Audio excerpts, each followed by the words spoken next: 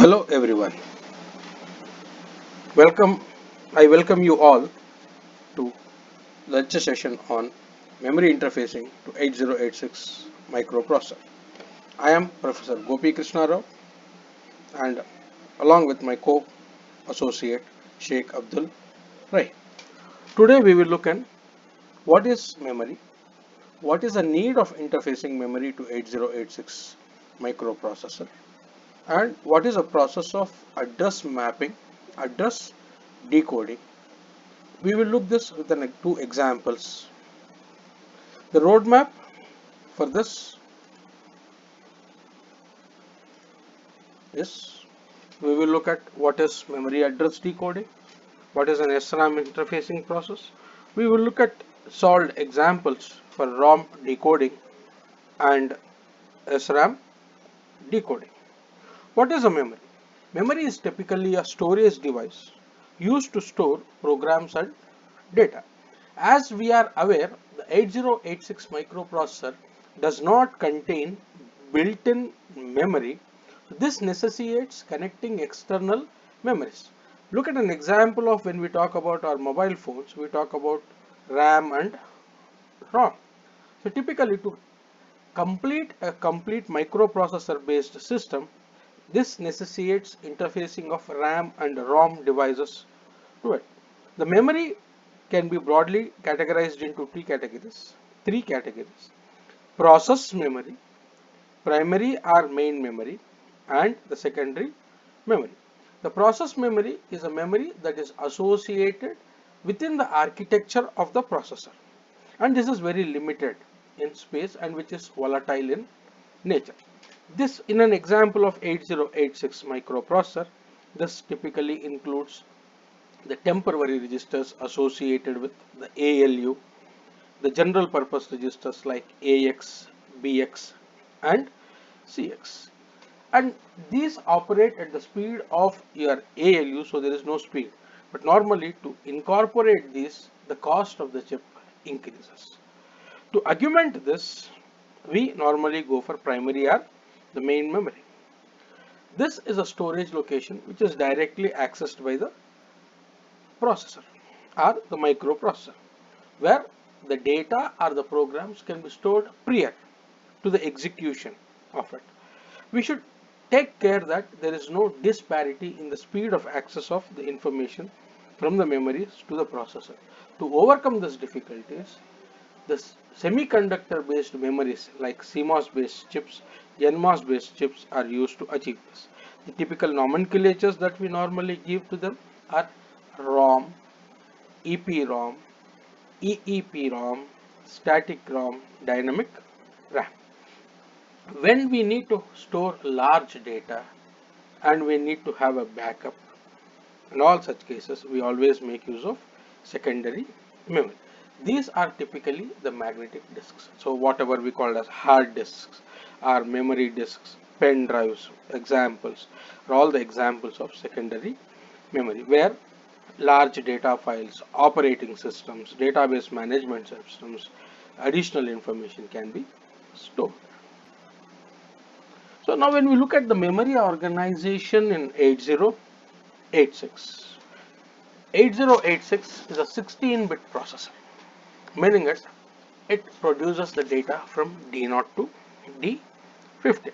But the commercially available memory devices, maybe it is RAM or ROM, are all byte oriented. So in order to incorporate these physical memories with the 8086, the memory is actually stored in terms of layers called as odd addressed memory and even address memory, so that the 16-bit data handling capacity of 8086 is satisfied, which we will be looking at in more detail as we progress. So normally this memory organization either is called as odd addressed, even addressed, or bank 0 and bank 1. So as we look at here, the data bus of 8086, which is representing from D0 to D15, is connected to two memories. The address is distributed from A0 to A90. So two signals A0 and BHE bar, bus high, enable decide whether we use the first memory or the second memory. The first memory is called as the lower memory.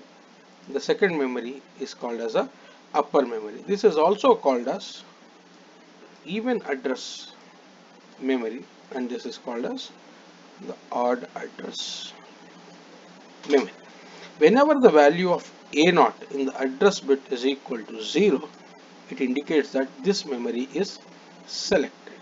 And when we are accessing the odd address or upper byte of information, the BHE bar is made low by the processor and the data is transmitted on D0 to D15 lines.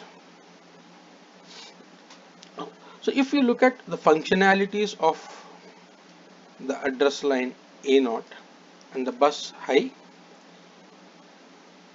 enable with respect to the organization of memory as odd addressed memory and even address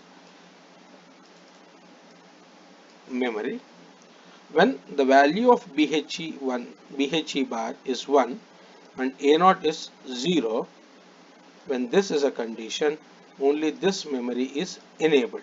The chip select of this is disabled, only this memory is enabled, and the data from the address location is transferred on D0 to D7 bits. That is a lower data bus. When the value of BHE is 0 and A0 is 1, only this memory is enabled, this memory is disabled. So the data is transmitted on D8 to D15 lines, that is the upper data bus. And when we want to access the complete 16-bit data simultaneously, then this BHE bar and A0 should be low, so that the entire 16-bit of data is accessed simultaneously as D0 to D7 from the lower byte memory or even addressed memory, D8 to D15 on odd addressed memory or upper byte memory.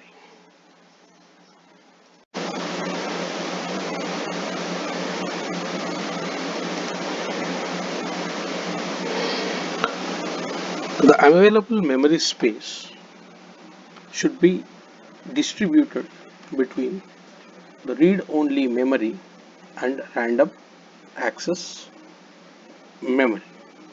The best way to do is to equally address the space between the odd memory and even addressed memory for both EEPROM and RAMs. It can be the interfacing of the memory to ROM and RAM can be done using two ICs or using multiple ICs for other odd and even spaces, which will ease the implementation process. So when we talk about memory interface, typical operations that we do with respect to the memory is read from the memory, write to the memory. So when we talk about ROM, we can only read from the ROM because it is only random read-only memory. And when we talk about RAM, we can both perform read and write operations. So in order to perform this read and write operations from the memory through the processor 8086, we have to keep in mind certain aspects which have to be satisfied. The first one is the memory access time for read and write should be less than the processor's execution. Before you access the information from the memory locations, you have to select the memory locations using the chip select signals. After the memory is been selected, then we need to issue the commands of either performing a read operation or write operation and send the respective address of the memory location from which you want to perform a read operation or a write operation.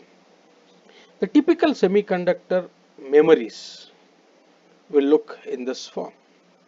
This is a static RAM. This is a ROM. We need to understand what resources from the microprocessor 8086 are needed to connect to the memories in order to establish a communication between the memory and the microprocessor. Looking at the RAM, we need address lines to identify the location from which we want to perform a read or write operation. We need data bus for transfer of information to the respective location identified by the address bus. We need the power supply lines VCC and ground. This is a global enable signal called as chip select or chip enable, typically an active low signal, a read signal and a write signal. When we look at the ROM, you will find the identical signals associated between RAM and ROM. The only difference that you find is that you do not find a write signal in the ROM. ROM is only a read-only memory where you can address a memory location, read the data from the memory location, but you cannot write the data into the memory location. So the write signal is absent. So from these two, the major thing that we have to understand that a RAM has two control signals, read and write. ROM has only one control signal, read, other than the chip select signals. 8086 has a capacity of addressing 2 to the power of 20, which is typically 1 megabyte of memory space, where the address ranges from 0, 0, 0, 0, 0 to F, F, F, F, F. This is a detailed diagram of what are the signals associated with the RAM and ROM. The address lines, data lines, the control lines, address lines, data lines and the control lines. If you observe both of them, the data lines are both input and output in a RAM, whereas the data lines are only output in the ROM. The control signals here you have three: read, write, chip select and read, whereas you have only two control signals, read and chip select in the ROM. So data pins are typically depending on whether you are trying to access a byte or a nibble. So normal operations we always access a byte, so the data lines are 8. The control pins associated with the ROM are read and chip select. RAM are read, write and chip select. The common pin between both the memories RAM and ROM is a chip select, which we have to generate a signal using a concept called as address decoding, which can be performed using either NAND gates, decoders or PAL ICs, which we will see it in detail. The typical address mapping of 8086 starts at a lower address of 00000 and the final address being FFFFF, which is 1 megabyte space, vertically 1 megabyte space. This address is divided into 512 kilobytes of odd address, 512 kilobytes of even address. So even address refers to 0000, 0002, 4, 6, E. Odd addresses 1, 3, 5, 7. This interfacing is to be done by the end user. So normally, in most cases, what happens is that we may be interfacing a memory which is of a larger space than the one that a microprocessor can address, or a smaller space than the microprocessor can address.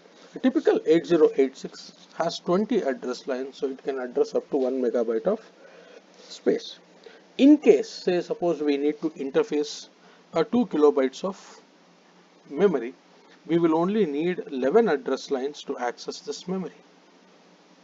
The remaining 9 lines of the address pins are used for decoding the operation, which we will be seeing in detail. Look at this slide. I have a 2 kilobytes of memory. You see this, it is written as 2k into 8, referring that memory is a two-dimensional array which has got a row and a column. The number of rows the memory has is 2 kilobytes. The width of each row is 8 bits or 1 byte of memory. To address this 2 kilobytes, I need 11 address lines, A0 to A11. The remaining address lines, A11 to A19, are given as an input to a NAND gate and are connected to the chip select signal. This is called as address decoding. So depending on the number of size of the memory, the number of address lines keep varying. Suppose I have 8 address lines available to me. 2 to the power of 8, I can address up to 256 locations.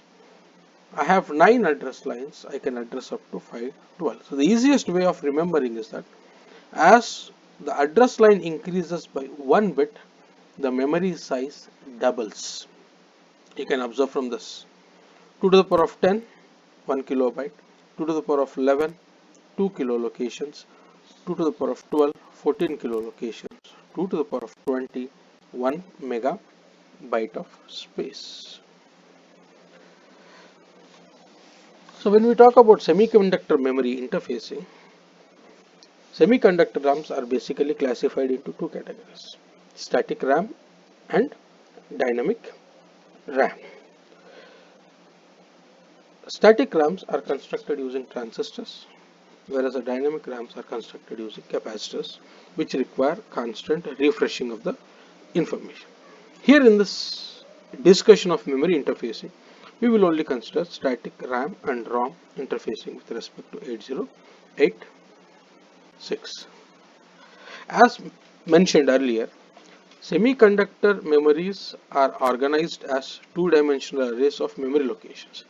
For example, 2k into 8 is referring to actually 2 kilobytes of memory, or 4k into 8 representing 4 bytes of memory. The first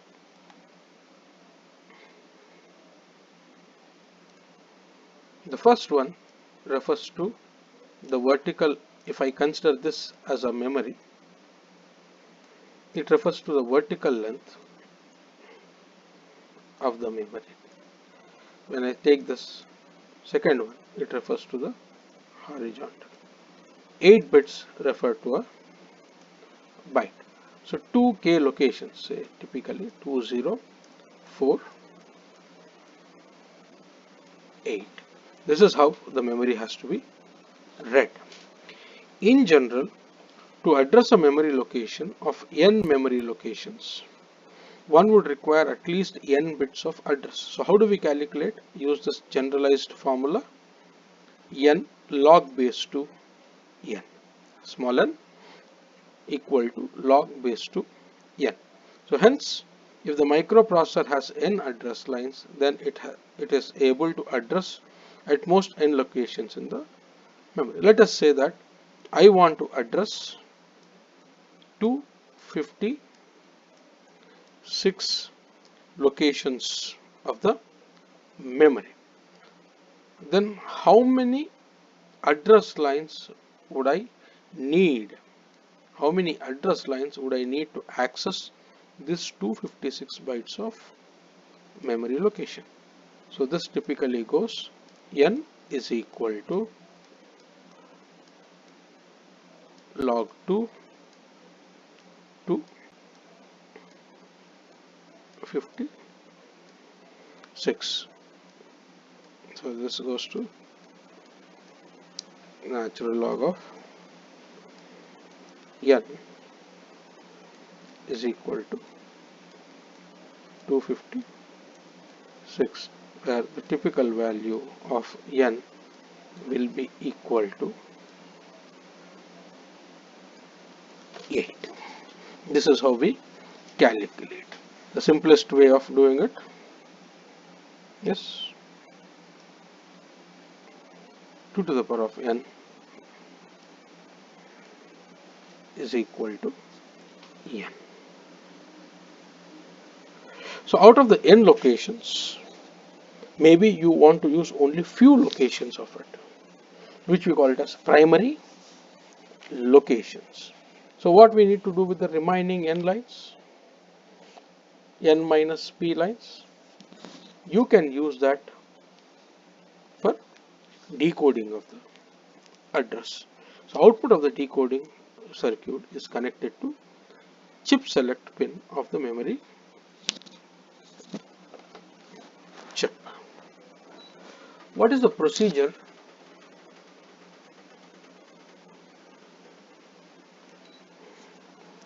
for interfacing SRAM with 8086 microprocessor? The first part that we need to do is we have to arrange the available memory chips so as to obtain 16-bit data bus width. A typical memory has only 8 bits of width. So when I say this one which has got 8 width, so I take in two memories which are having 8-bit width. So together of two memories I get a 16-bit. So this gives 8-bit, this gives 8-bit. So arrange them in such a way that it provides me 16-bit data byte. Out of which one I identify as odd address, one I identify it as even address memory. Typically we refer this as lower bank, we refer this as upper bank, are also referred as bank 0 and bank 1 respectively. Once this identification process is done, we have to connect the available address lines as per the design to that of the microprocessor address lines and respectively connect the control signals read and write to the memory read and memory write, decoded memory read and memory write signals from the 8086 microprocessor.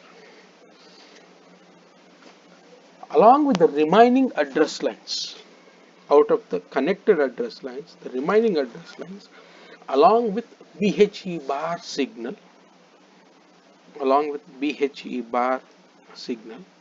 and A0 should be used for decoding the required chip select signals for odd memory banks and even memory banks.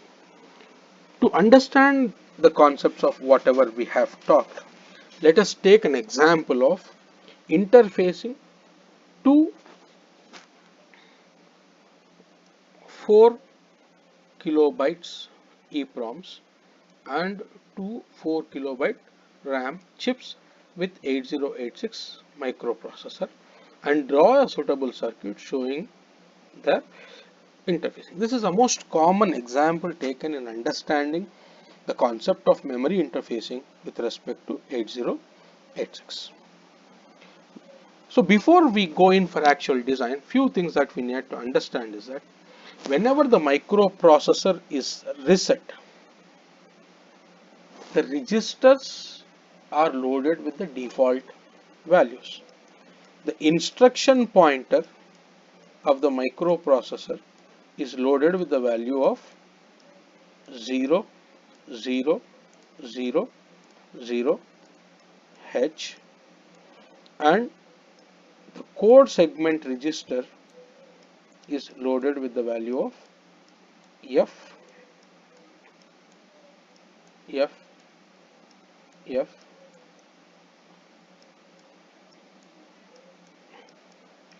loaded with the value of FFFH.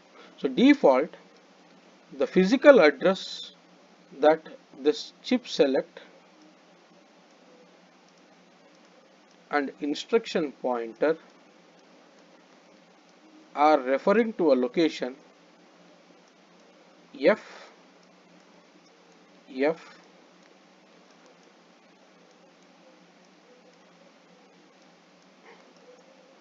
FFF0 upon resetting. So care should be taken that this address is a part of your ROM location, so that your microprocessor does not miss this location, because this is a default reset address the microprocessor refers to. That is one primary cause that you have to take into it. Now the other important thing that we need to look at is, totally in a microprocessor we have 20 address lines which refer to 1 megabyte of space, but the memory that we are trying to interface is now less than 1 megabyte. So how much of memory that we are actually interfacing, how many address lines would be needed to it? If you look at this case, we have 4 kilobytes of ROM. So typically the amount of ROM that we have is 8 kilobytes. Similarly, if you look at this, we have 4 kilobyte RAMs. So typically the RAM space that we have is 8 kilobytes.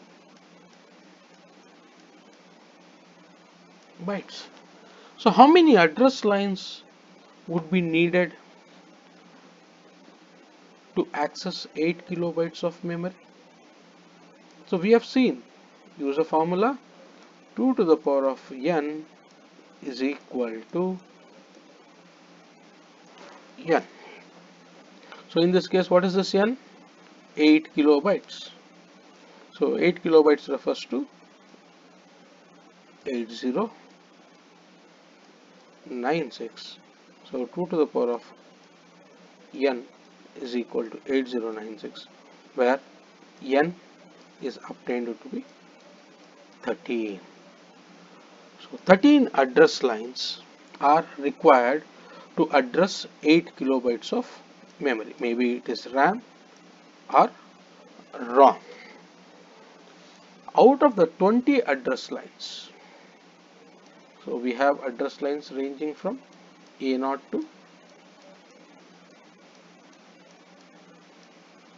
A19. So typically to interface this 8086 with 4 kilobyte ROMs or RAMs, we need 13 address lines, where we use A0 to A12. The remaining address lines of A13 to A19, which are unused for interfacing to this memory locations, will be used for address decoding.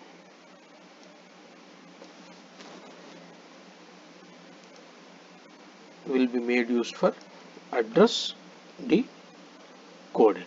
Along with these lines, to access the odd memory and even memory, we make use of A0 and BHE signals also. Now if you look at how we do, we will discuss in detail. First we will talk about ROM memory mapping, then we will talk about the RAM memory mapping, and then we will see the combined design. The total address lines provided by the 8086 are A0 to A19, but number of address lines needed to access 8K ROM is 13 lines, starting from A0 to A12. As upon reset, your microprocessor points to the location F F F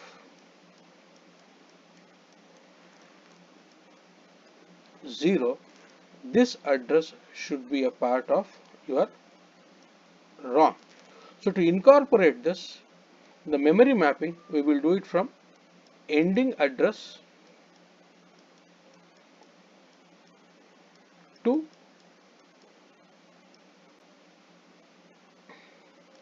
start address. So typically, what should be the ending address? All ones. 1, 1, 1, 1, 1, 1, 1, 1, 1, 1, 1, 1, 1. This is the ending address. What should be the starting address? 0, 0, 0, 0, 0, 0, 0, 0, 0, 0, 0. This is the ending address. These together mapping will provide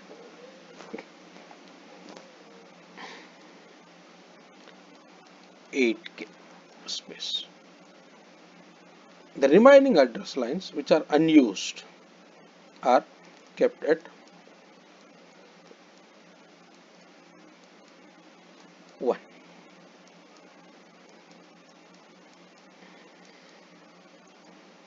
So what is a typical address in terms of hexadecimal? Put it in terms of 4 bits.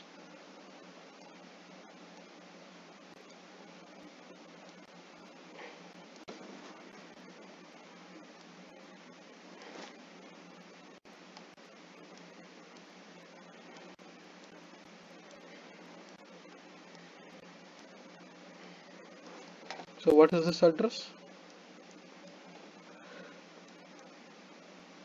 F, F,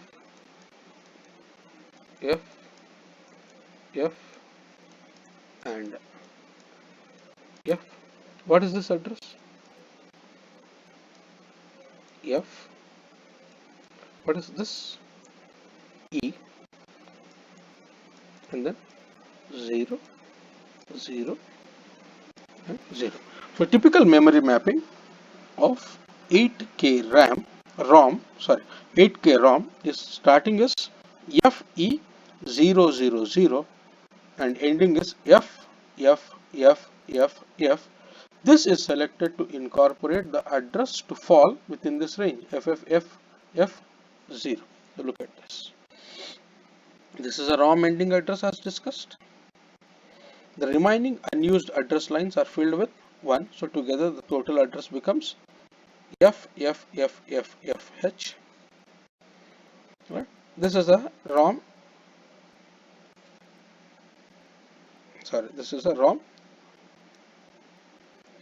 starting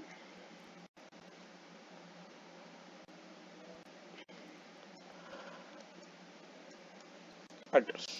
The remaining lines are used. So this is the starting address. This is a starting address. This is a ending address of the EPROM.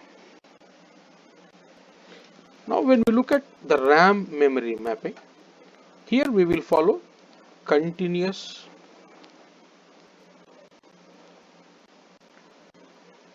address mapping.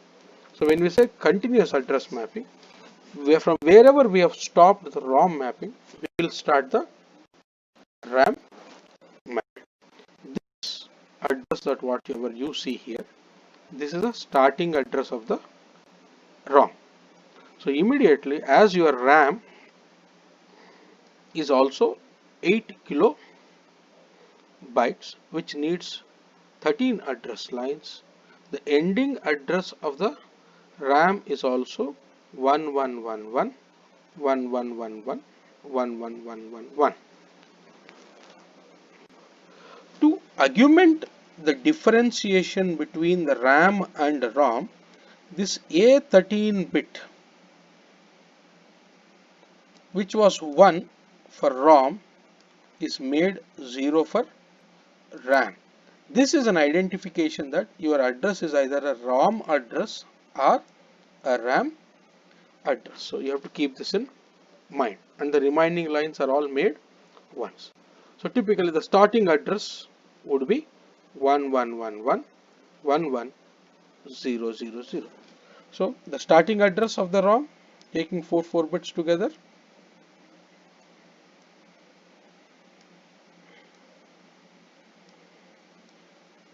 is FC000. The ending address is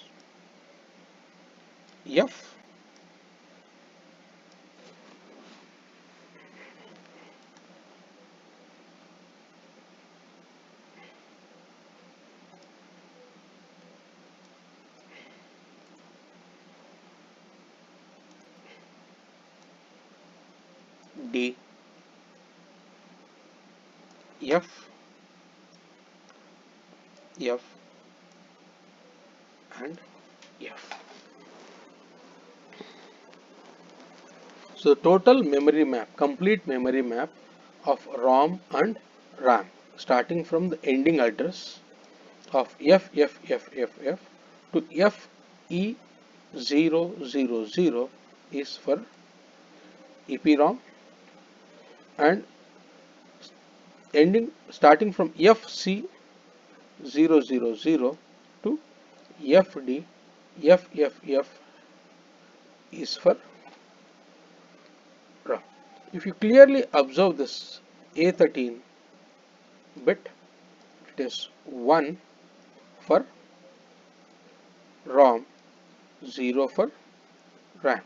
This is an identification whether you are accessing the ROM or RAM. So as we said, the total memory system here contains 4 8 kilobytes, 4 kilobyte memories, 2 4 kilobyte ROMs, 2 4 kilobyte RAMs. These are arranged in parallel so that you obtain a 16 bit bus width. If A0 is equal to 0, we call that as even address.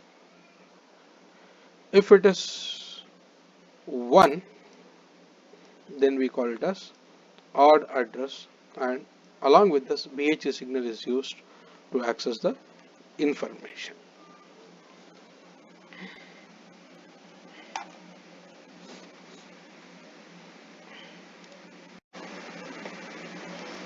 As we have got the address mapping for ROM and RAM, now we have to arrange the chips accordingly and perform connections with respect to 8086 microprocessor.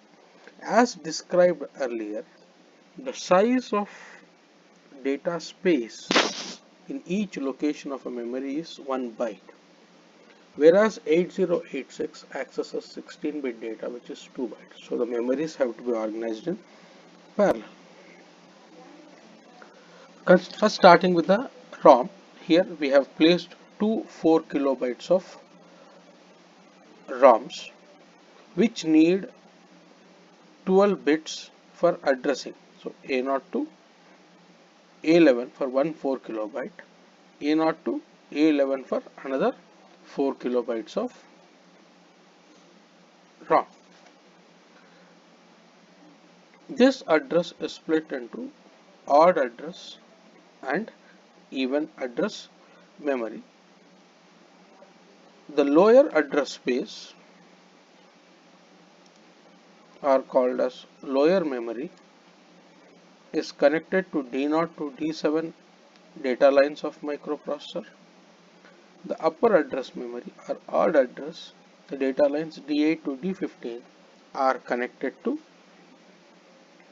D8 to D15 data lines of the microprocessor.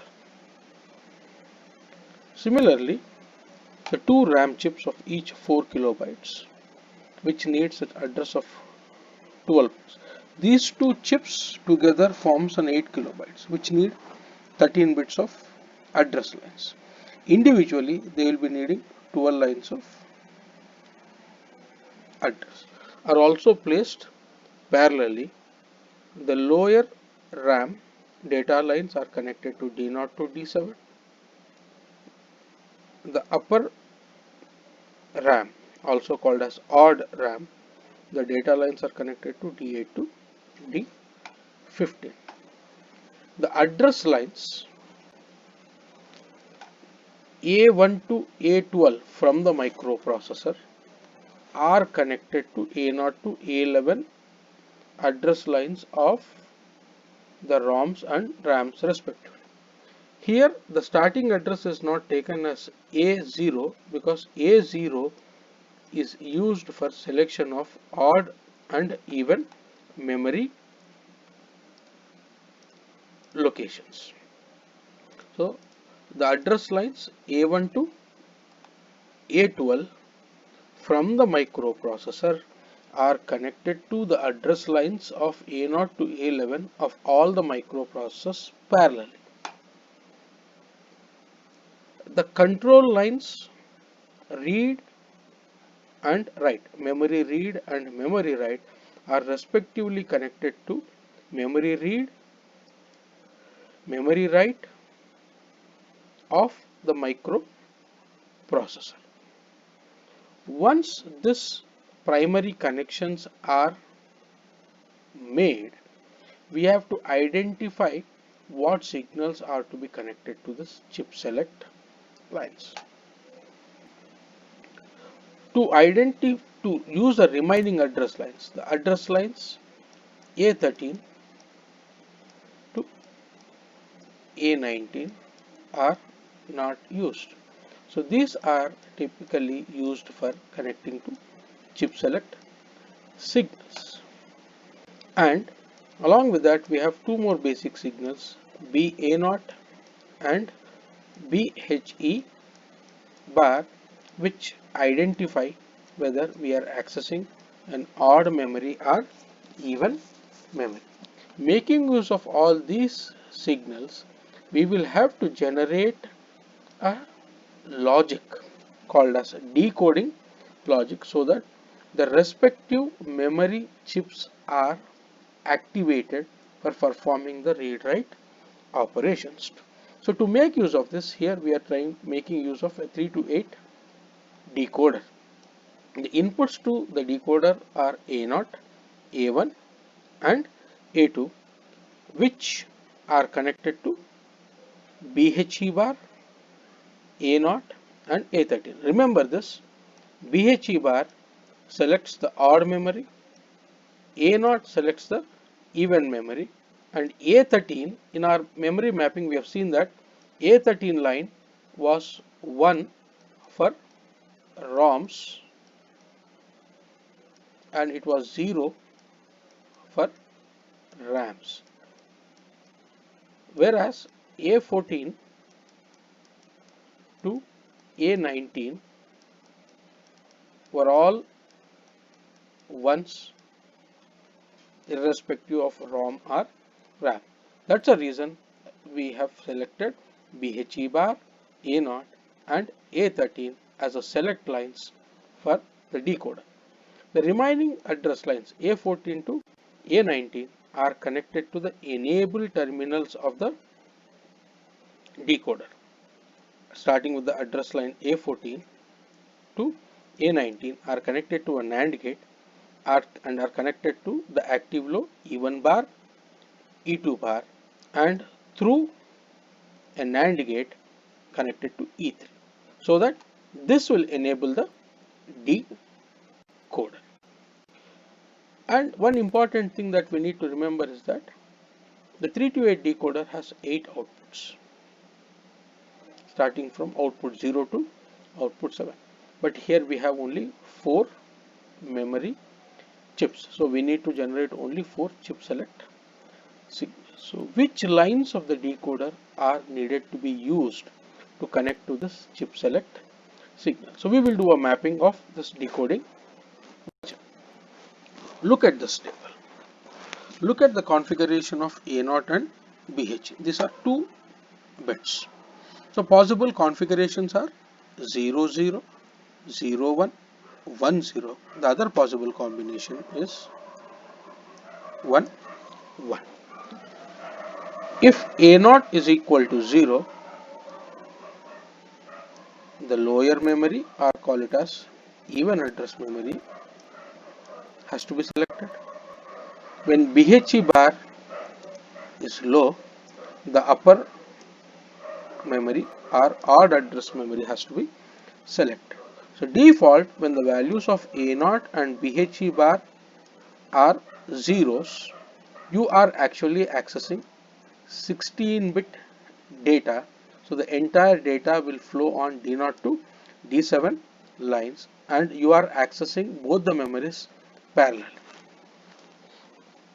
When A0 alone is 0 and B1 is 1, the upper memory is disabled, or the odd memory is disabled, and the data transfer only happens on lower data bus D0 to D7, where the size of the data transfer is only 8 bits. And when A0 is 0 and BHE bar is 1, this even address memory or lower memory is disabled, and the data transfer only happens on upper data bus D8 to D15, and the size of the data is only 8 bits. So when the data transfer happens on D0 to D7 lines, we call it as even address. When the data transfer happens on D8 to D15, we call it as odd address. So when we use odd addressing, we can only access 1 byte at a time, which increases the memory cycle of accessing higher data sizes. So now, along with the A13 line, which we had got in memory mapping, A13 line was 0 for RAM. So including this, the possible combinations that we have are 0 0 0, 0 0 1, 0 1 0, 1 0 0, 1 0 1, 1 1 0, 1 1 1, and the other combination is 0 1 1. When the values of A0 and BHE bar are 0, you are actually accessing a 16-bit data. Now the question is, are you accessing this data from a RAM or ROM? Who will differentiate this? This A13 bit. If A13 is 0 in this example, it is RAM. If it is 1, it is the ROM. Similarly, when A0 is equal to 0 and BHE bar is equal to 1, you are actually addressing even address memory. And here you are actually doing an 8-bit data transfer, again from the RAM. Similarly, when A0 is equal to 0, BHE bar, again you are doing an 8-bit data transfer, and your A13 is 0, you are doing a from RAM on D8 to D15 lines. The condition of 0, 1, 1 is not possible, because when it is 1, you are not accessing even address, or you are accessing odd address. So no memory operation is performed. This condition is a discarded condition. So this condition does not exist. Now when we look at this, this is what is when the A13 value is 0, it was referring to RAM. Now you have the same combinations here. What's the difference? A13 value is equal to 1. This refers to the ROM, accessing 16-bit data from the ROM, 8-bit from the lower data bus, 8-bit from the upper data bus.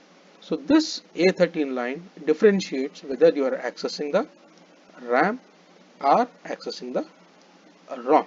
The remaining address mapping remains same for RAM and ROM. So to identify what values are needed, the digital equivalent values of this binary values are 0, 1, 2, 4, 5 and 6.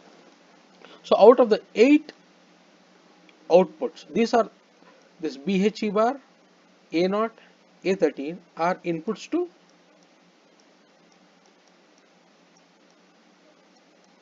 decoder. So corresponding to this inputs, what will be the output that will be produced on 0 output line, 1 output line, 2 output line, 4 output line, 5 output line, 6 output. So we need only 6 output lines. We do not need 2. What are the 2 which are not needed? They are 3 and 7 which are not needed, and we have 6. One more important thing that we need to remember is that we have only 4 memory chips and we have 6 outputs. So how do we map between this 4 chips and 6 outputs? Remember this.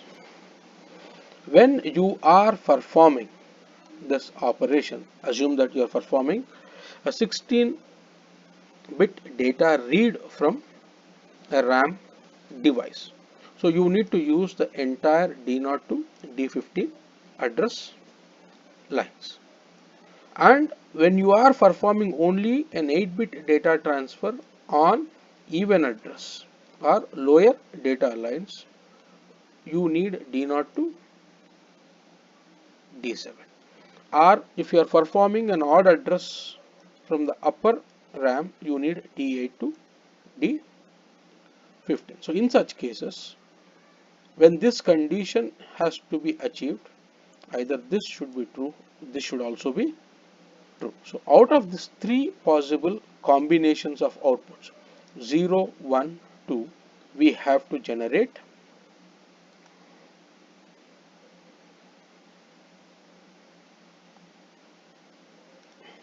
So out of these 3 combinations, we have to generate 2 outputs.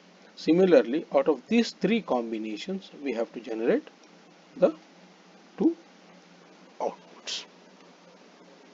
So how do we do this? So the outputs that are needed for us are 0, 1 and 2, 4, 5 and 6. Select 4.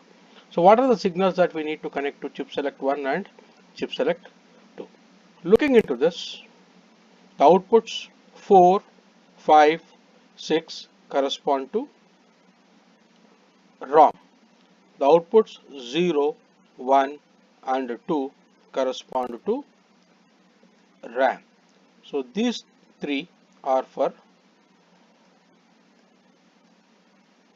ROM and this is for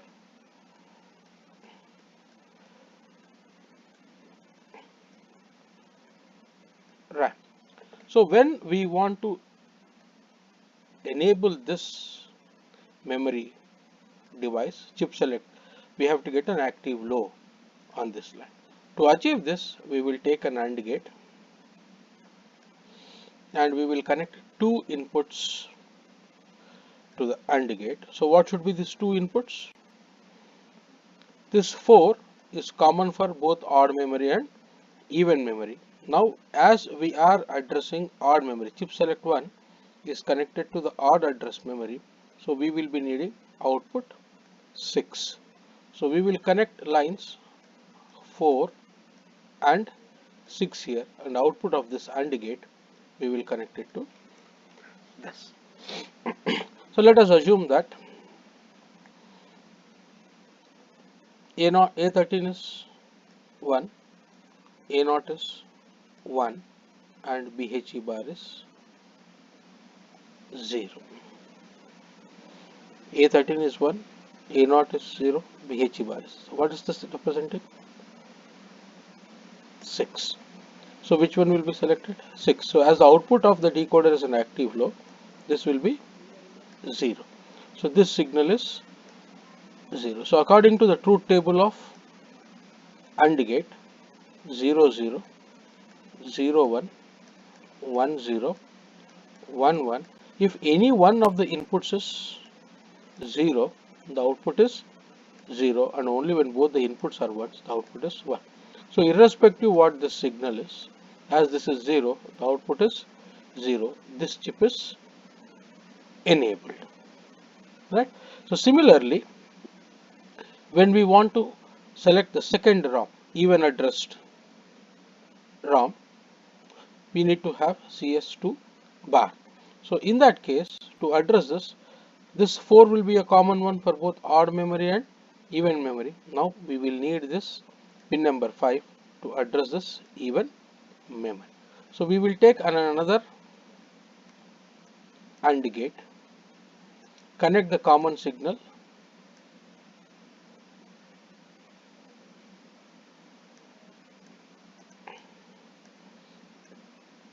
and this will be 5, right? And this is connected to this signal.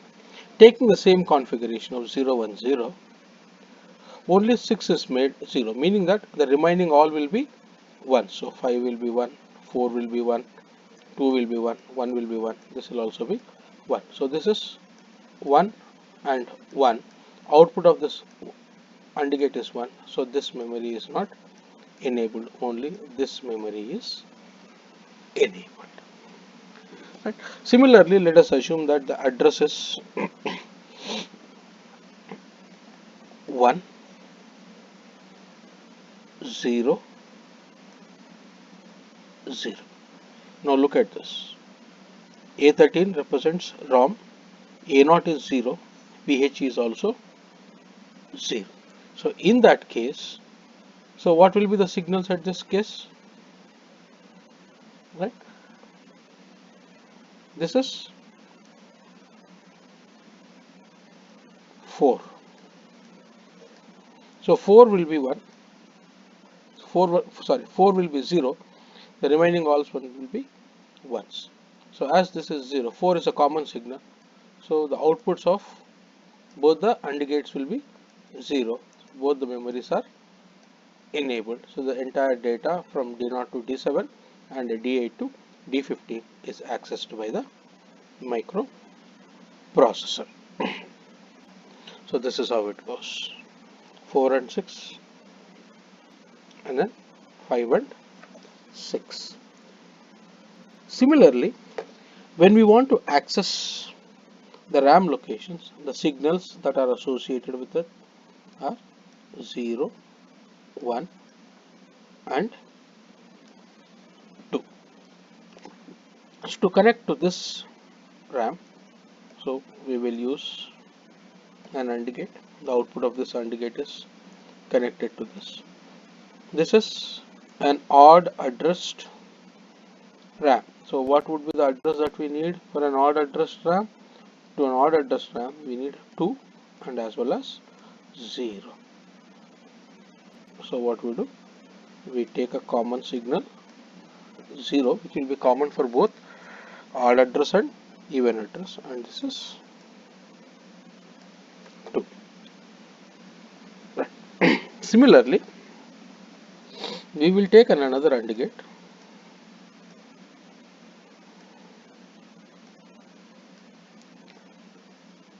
Zero is required for odd address and even address. The remaining line is 1.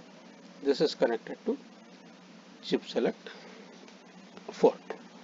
Now let us say that we provide an address of 0 0 1. So what is this numerical value? 1. So where will the output be produced? At this line. This will be 0. The remaining alls will be 1s. So this value is 1, 2 is also 1. The output of this is 1. So this memory is not selected. The output on line 0 is 1. The output on line 1 is 0. The output of this chip is 0. This is selected. Let us assume the address is 0, 1, 0. This accounts to 2. So now in this case, this 2 will be 0, remaining alls will be 1s. So now what will happen to this 0th line? This will be 1. This 2th line will become 0. So output of this is 0. This chip is enabled. This is 1. Output on one line is also 1. So the output of this AND gate is 1. And this chip is disabled. This is how the memory decoding actually takes place. Which device is to be enabled and which device is to be disabled. As the addresses from A0 to A12 are common to all the devices, only the respective device, whoever is intended, is enabled by this decoding logic. Right? So look at this: 0 and 2 for chip select 3 and 0 and 1 for chip select 1. Hope the concepts are clear. Thank you. For any queries related to this presentation, kindly post your queries. The link mentioned here, rgmcetquara.pythonanywhere.com. It will be answered in a short time after the query is posted. Have a good day. Great learning.